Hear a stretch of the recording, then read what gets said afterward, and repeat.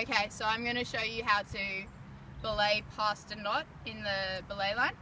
So you'd be doing this if you needed to isolate a piece, like a section of the rope because it was frayed and you didn't think it could hold the weight, or if you need to join two ropes together.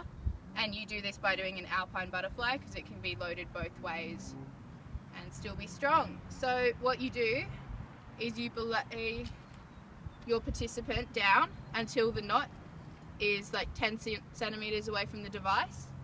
So if you want to go down a bit.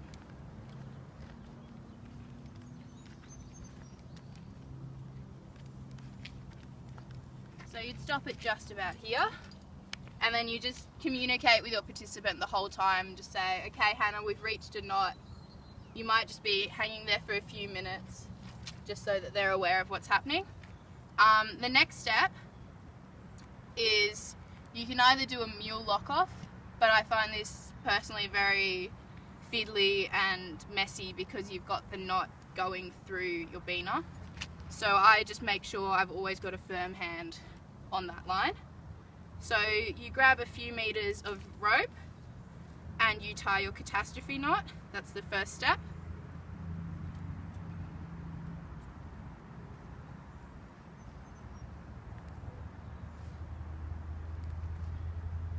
Making sure you've got your firm hand on that the whole time. Use a beaner and you clip that in there. And then this just acts as a backup so that if you did let go at any point for some unforeseen reason, then your participant will be kept safe. Okay, and the next thing, using either two short prussiks or a long prussik, is you tie a classic prussik on the belay line.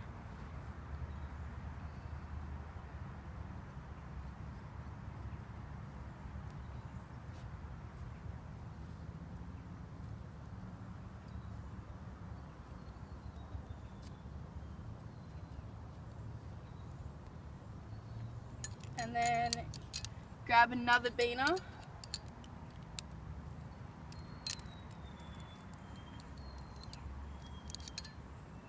and clip it through that loop as well.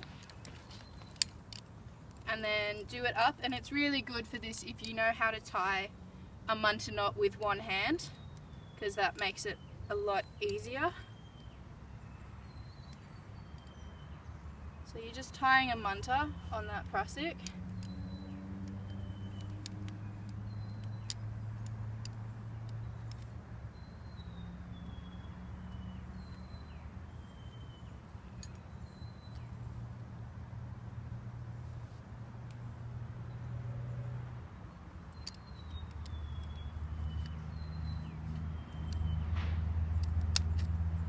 Try and keep it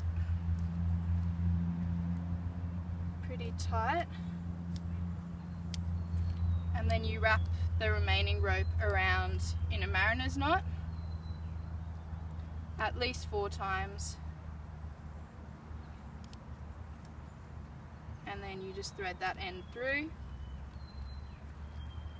and stick a beaner on it.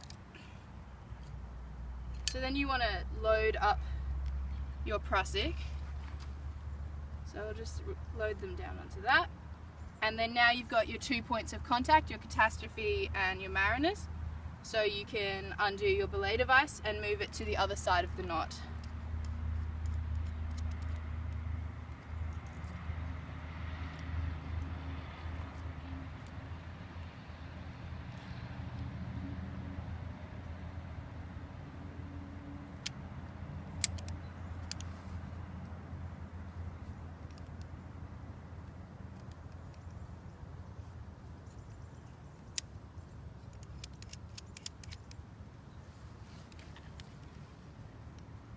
Again, you can tie a mule lock off if you want, but I prefer to just keep a firm hand on that rope in the lock off position. So the next thing you do is you undo your mariner's knot,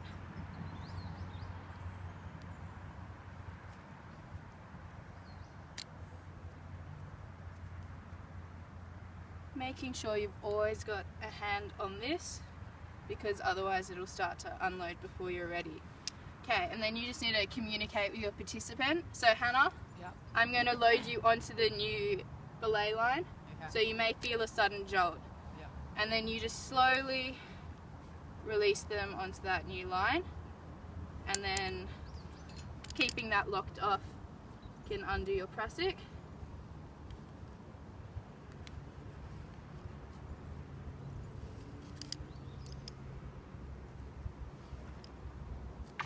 Get that out of the way. And then the final step is to undo your catastrophe knot.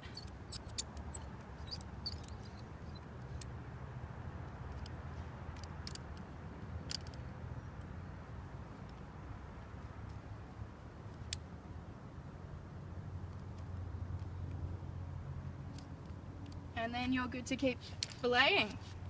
So abseil when ready. Abseiling. There you go. You at the bottom? Yeah. Lovely. Nice muddy pants.